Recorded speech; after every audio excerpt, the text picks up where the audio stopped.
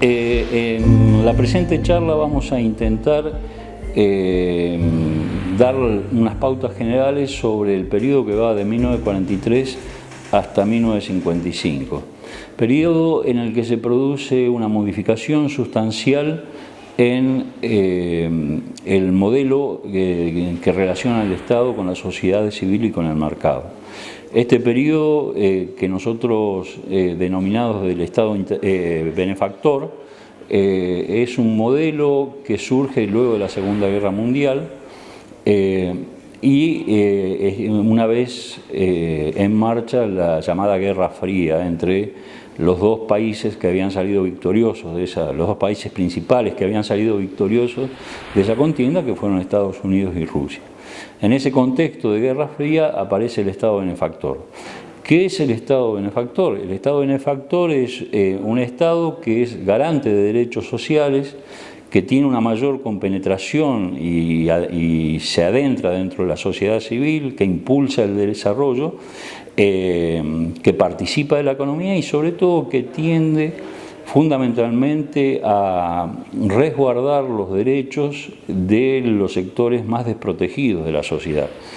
En términos generales, el Estado benefactor se caracteriza por ser un modelo económico que tiende a la industrialización o al industrialismo sustitutivo, con inclusión y desarrollo social. Parte de la base del proteccionismo económico, tiene políticas sociales universales, existe en estos periodos normalmente muchísimas nacionalizaciones, es decir, se intenta que sea el Estado el que lleve adelante diversos aspectos industriales de la economía en general.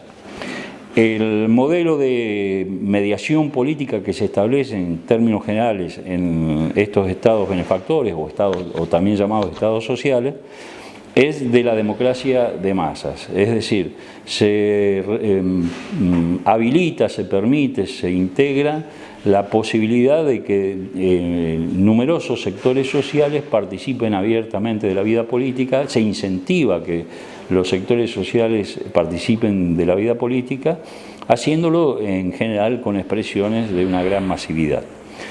En cuanto al modelo cultural que propone el Estado social o el Estado benefactor, es el igualitarismo, ¿no? Es decir, el intento de generar condiciones para que en la sociedad se equilibren los diversos sectores sociales que participan.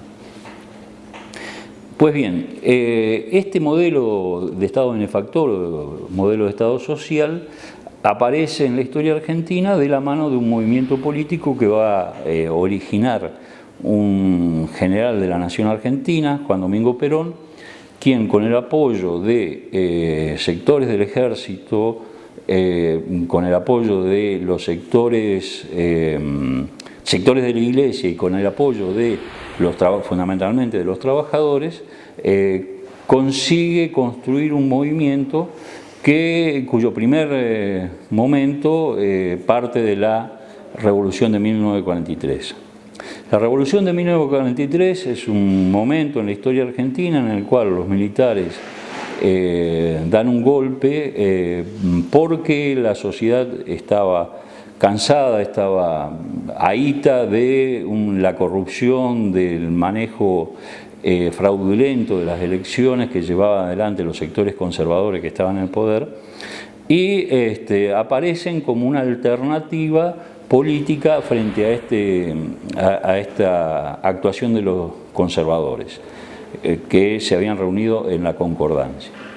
Dentro de los militares aparece un grupo, el Grupo de Oficiales Unidos, que es un grupo, una logia militar, a cuyo frente estaba, entre otros, el coronel Penol, que básicamente tiene un programa que hablaba de un fuerte proyecto anticomunista, dado que el comunismo era de alguna manera el enemigo a vencer en estos territorios, y con un pronunciado y marcado acento industrialista.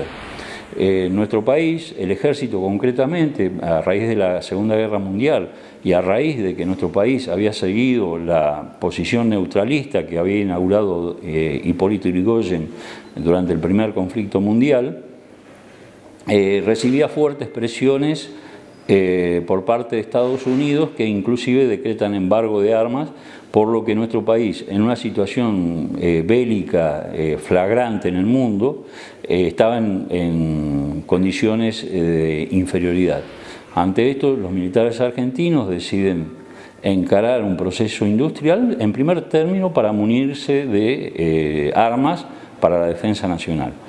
Esta generación, digamos, de industria, a su vez repercute en toda la sociedad y son numerosos los sectores que se comienzan a desarrollar de la mano de este proceso que inicialmente es un proceso más vale de carácter militar. Junto con la aeronáutica se desarrolla la industria automotriz, se fabrica el primer tractor totalmente argentino, se desarrolla el primer auto también totalmente argentino, se desarrollan motos, etc. Es decir, se produce un fuerte acento en el proceso industrial y en este sentido es la política económica del peronismo la que representa o que marca el rumbo en todo este periodo. En la política económica del peronismo la podemos definir o conceptualizar como una política industrialista, generadora de industrias sustitutivas de importaciones, con un capital que es producto del ahorro nacional. ¿Qué quiere decir esto? Básicamente que el peronismo intentó que los sectores populares consumieran para poner en marcha la rueda de la industria y que esto a su vez vaya generando riquezas que posibilitaban la instalación de nuevas industrias. Ahora bien, ¿de dónde va a sacar el capital el peronismo? ¿Dónde va a intentar sacar el capital para que estas industrias puedan desarrollarse? Básicamente de las ganancias que se producían a partir de la venta de materias primas agrarias. Para esto el peronismo generó entonces un modelo de redistribución de riqueza por el cual una parte de los beneficios que se otorgaba la venta de materia prima al exterior, sobre todo la venta en una situación de guerra que impedía que los países europeos y Estados Unidos y países orientales por el conflicto bélico pudieran desarrollar. Nosotros vendíamos materias primas, entonces el Estado que intermediaba en eso, para eso Perón creó un instituto especial que se llamaba IAPI, Instituto Autárquico de la Promoción y el Intercambio, se generaba esta redistribución de ingresos con las ganancias que se obtenían de la venta al exterior de materias primas. El peronismo la derivaba al sector industrial a través de un sistema de créditos sumamente blandos, para decirlo en términos actuales, créditos a la cual podían acceder los empresarios, con lo cual se insuflaba capital al desarrollo industrial. Ese es entonces el modelo económico del peronismo. Lo reitero, un modelo de industrialismo sustitutivo sobre la base del ahorro interno. Años más adelante aparecerá otro modelo de desarrollo industrial sustitutivo, pero sobre la base del capital extranjero, que este fue el modelo que propuso Arturo Frondizi con su núcleo político llamado el desarrollismo. Tengamos presente entonces esta política económica del peronismo. Decíamos entonces que el peronismo produce una redistribución del ingreso desde el agro a la industria y al mismo tiempo produce una redistribución del ingreso para intentar que los sectores con menor capacidad económica puedan acceder a mejores condiciones de vida. ¿Cómo se origina todo este proceso? Básicamente, luego del golpe del 43, siendo el coronel Perón en ese momento uno de los participantes activos del GOU, del Grupo de Oficiales Unidos, esta logia militar de la que hablábamos, requiere para sí lo que era una Dirección Nacional del Trabajo, y en esta Dirección Nacional del Trabajo comienza una vinculación muy estrecha con los sectores obreros industriales. Transforma esta Dirección Nacional del Trabajo en la Secretaría de Trabajo y Previsión, y a partir de allí esta relación se va incrementando y hay un fomento muy intenso desde la Secretaría de Trabajo y Previsión de la organización o la sindicalización de los trabajadores. Pero la política de Perón concebía no solamente la organización sindical de los trabajadores, sino que también buscaba la organización de los sectores o el agrupamiento de los sectores empresarios. ¿Por qué?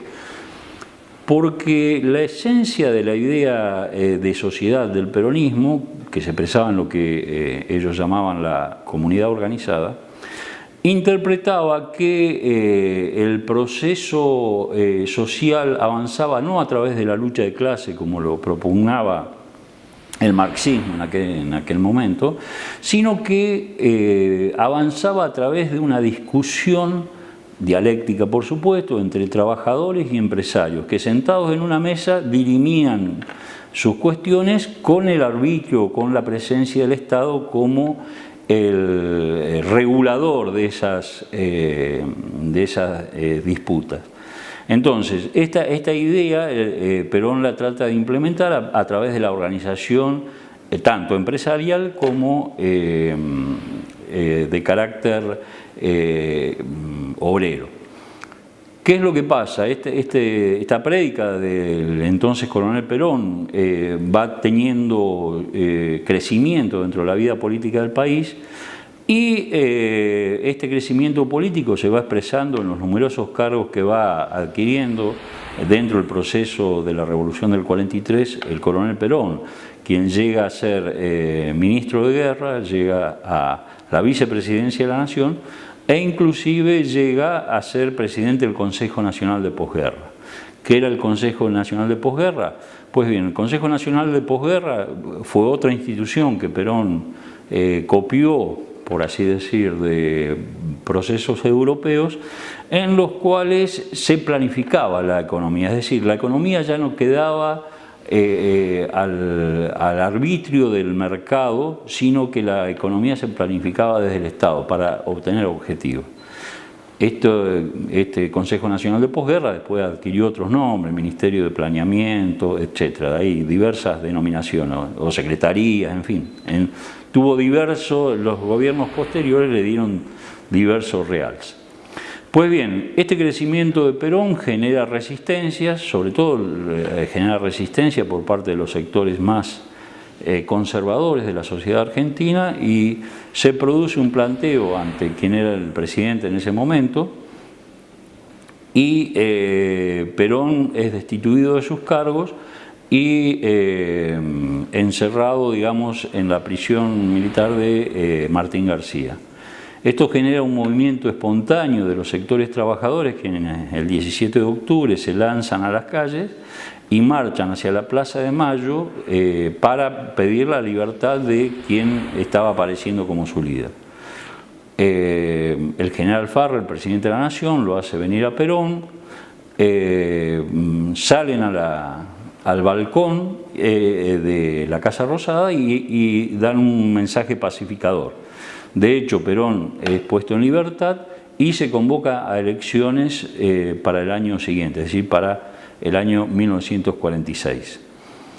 Estas elecciones hay un enfrentamiento, digamos, entre el peronismo con, decía yo, las bases sociales que lo apoyaban, es decir, sobre todo sectores trabajadores, y enfrentan una fórmula Tamborini Mosca, que es provista por la Unión Cívica Radical, y tras de la cual se agrupaban diversos sectores conservadores de la vida argentina: Partido Demócrata Progresista, Partido Socialista, Partido Comunista, es decir, una expresión bastante sui generis que intentaba impedir el acceso de Perón al poder. Llega Perón al poder y bueno, comienza su presidencia.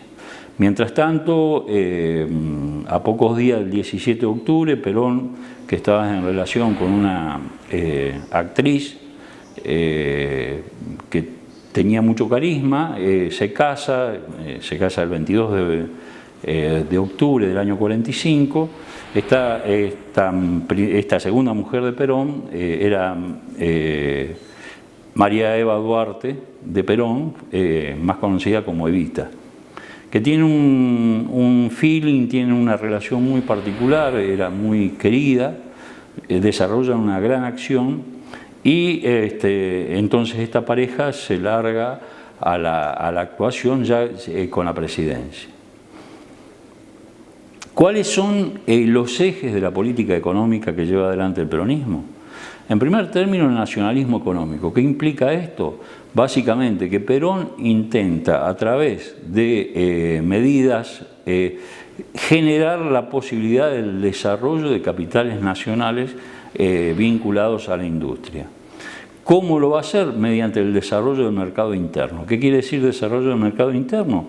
Que se va a tratar de generar condiciones para que todos los sectores sociales puedan acceder a mayores niveles de consumo, lo que va a hacer o va a generar el crecimiento de la economía.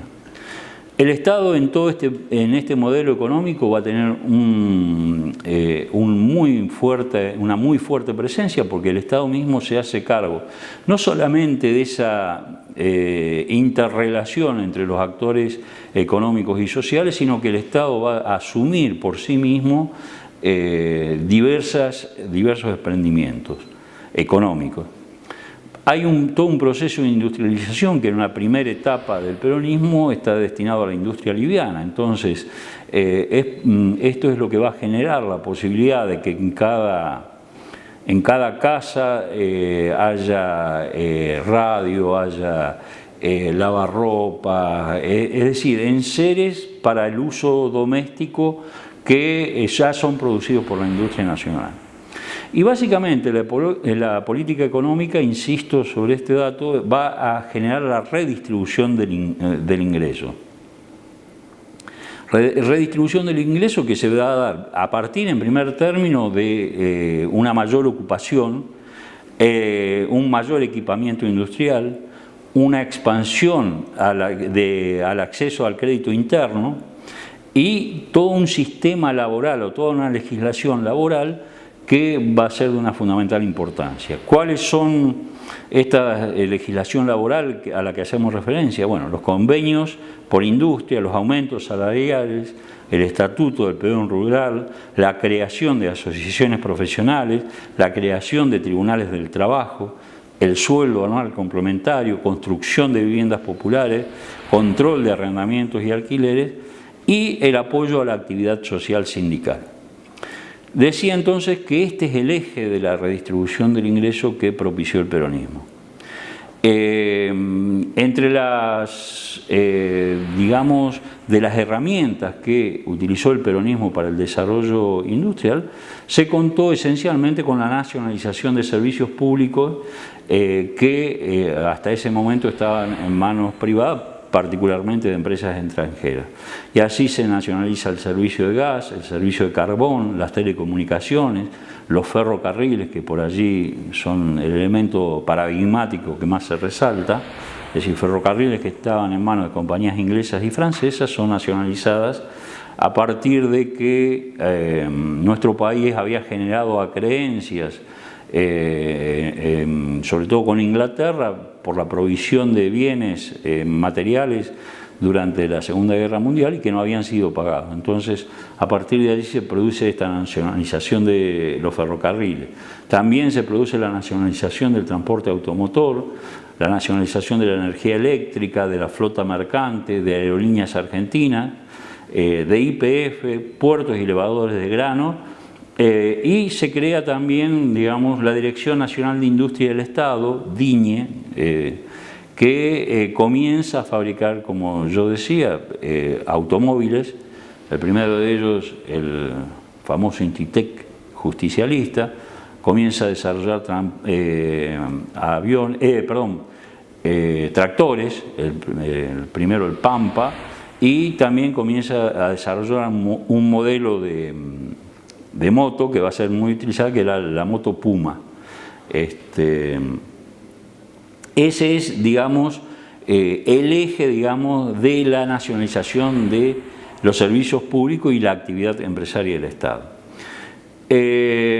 Por otra parte, también se provoca, digamos, en el año 1946, la nacionalización del Banco Central. ¿Qué quiere decir esto? Hasta ese momento el Banco Central, el directorio del Banco Central estaba integrado por representantes de los bancos privados. Normalmente los representantes de bancos privados eran representantes de bancos de capital extranjero. A partir de esta decisión de la nacionalización del Banco Central, que traía como consecuencia el manejo soberano de las finanzas del país por parte del Estado argentino, los directores del Banco Central van a ser designados por el presidente de la Nación, en algún caso con acuerdo legislativo. En cuanto a la política social, lo que tenemos que rescatar de este periodo del peronismo es básicamente la reforma de la Constitución de 1949, que implicó la incorporación al texto constitucional originario de 1853 de los derechos sociales. ¿Qué quiere decir este movimiento que se denominó del constitucionalismo social? Básicamente, el constitucionalismo social tiende a incorporar a las constituciones escritas los derechos de aquellos sectores más desvalidos, es decir, derechos del obrero, derechos de la ancianidad, derechos del niño, derechos de la familia. De esta manera se otorga resguardo constitucional a derechos que no integraban los derechos individuales sancionados en 1853, sino que es un nuevo modelo que aparece en el mundo en 1917 con la Constitución de Querétaro, de la Constitución mexicana, y que va a tener amplia repercusión. Es decir, el Estado benefactor lo que intenta es dejar fijo o dejar establecido los derechos de aquellos sectores que tienen menor posibilidad de acceso a bienes y sobre todo que están más desvalidos en la vida social. La política, eso fue en las grandes líneas el constitucionalismo social que generó el peronismo. Y dentro de la política social en términos generales tenemos que resaltar la legislación laboral, totalmente benéfica para los sectores trabajadores, el acceso a la vivienda, una política sanitaria y educativa de primer orden, es decir, se cambió la idea de que el Estado tenía que actuar frente a la enfermedad para tender a una política sanitarista en la cual se prevea o se intente generar condiciones para que la gente no se enferme. Esa es la idea central. Decía el acceso a la vivienda y la creación de instituciones benéficas, dentro de las que una de las más importantes fue la Fundación Eva Perón, a través del cual el Estado repartía bienes a los sectores más desprotegidos. Y también dentro de la política social tenemos que remarcar con mucho énfasis que el peronismo es el movimiento que otorga la posibilidad a todas las mujeres de ejercer los derechos políticos. Hasta ese momento, recordemos, el voto, si bien se decía universal, correspondía únicamente al sector masculino. Con la presencia de Perón y de Eva Perón se incluye la posibilidad del ejercicio de los derechos políticos por parte de las mujeres. ¿Qué quiere decir ejercicio de los derechos políticos? El derecho político tiene dos aspectos, uno positivo y otro, llamémosle, la posibilidad de ejercer el voto por parte de las mujeres y la posibilidad de ser elegidas también las mujeres. Es decir, estos dos aspectos son contemplados y a partir de la reforma de 1947, la mujer entra a tener plenos derechos en igualdad de condiciones con los hombres. Pues bien, esta política general del peronismo, que implica un cambio de modelo de país, evidentemente va a encontrar resistencia. ¿Quiénes van a resistir? Van a resistir esta política, obviamente los sectores tradicionales de poder en la República Argentina, dentro de las cuales estaban los sectores vinculados a la oligarquía ganadera, a través de la sociedad rural argentina, y numerosos sectores, sobre todo vinculados al capital extranjero. Ante dificultades reales que se plantean en el desarrollo de esta política económica de nacionalismo económico por parte del peronismo, básicamente la dificultad principal consistió en digamos, la imposibilidad de seguir comprando bienes al extranjero, es decir, el desarrollo industrial generaba que nuestras industrias requieran del extranjero cada vez mayores elementos. Entonces, este ahogo del sector externo va a provocar serios problemas. Cuando Perón, terminada la guerra y ya en desarrollo nuevamente las poderosas industrias que hasta ese momento habían estado con capacidad disminuida por el conflicto bélico, Perón se ve obligado, digamos, a intentar generar el ingreso de capitales, y así lo hace particularmente en un sector muy crítico de la vida económica, que es la energía. Para eso desarrolla nuevos acuerdos con compañías extranjeras para la explotación del petróleo. Decía entonces que este ahorcamiento, este ahogo del sector externo produce diversos tipos de dificultad, y esto es aprovechado entonces por estos sectores de la vida argentina, estos sectores más conservadores, quienes utilizan nuevamente a un grupo de militares para producir el golpe que se da en el 55. Este golpe va a derrocar definitivamente, en ese momento a Perón, que había sido elegido por segunda vez en el año 1951. Digamos que este golpe militar, que derogó con un decreto, ni siquiera con un decreto, con un bando militar, una constitución que prohibió la actividad política por parte del peronismo, va a generar o va a desarrollar un modelo que en nuestro país se llama de las democracias condicionadas. ¿Por qué modelo de las democracias condicionadas? Porque en primer término se producía la exclusión de todo un sector político que estaba representado por el peronismo, que hasta ese momento era mayoritario en la vida política y social argentina. Y en segundo lugar, porque la presencia de militares, del ejército, digamos, como actor político, impide que los gobiernos que son elegidos en elecciones puedan desarrollar su política. Estos periodos, digamos, tenemos en 1958 la elección de Frondizi como presidente, y en 1963 la elección de Arturo Illia también como presidente. Pues bien, estos dos gobiernos civiles no terminan su mandato porque justamente el bando militar, digamos, o el ejército impide el desarrollo de sus políticas.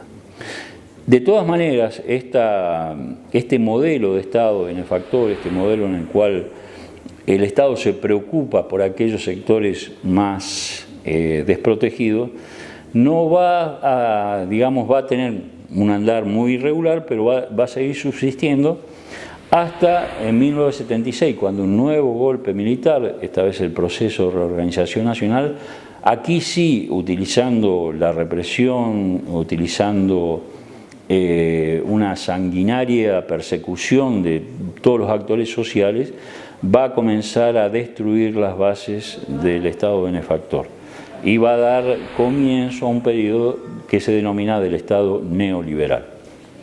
Hasta allí una breve exposición para estudiar o para posibilitar el acceso a este periodo tan complejo y a este cambio tan sustancial en la vida política argentina, que representó la irrupción del peronismo dentro de la historia de nuestro país.